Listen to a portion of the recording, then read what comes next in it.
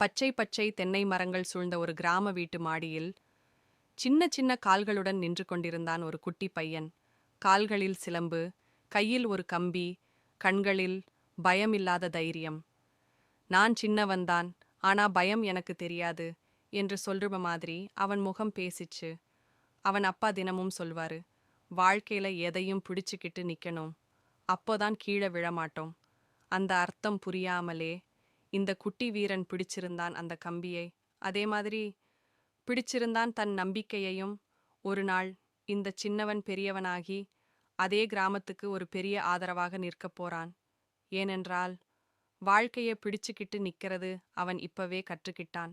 பச்சை பச்சை தென்னை மரங்கள் சூழ்ந்த ஒரு கிராம வீட்டு மாடியில் சின்ன சின்ன கால்களுடன் நின்று கொண்டிருந்தான் ஒரு குட்டி பையன்.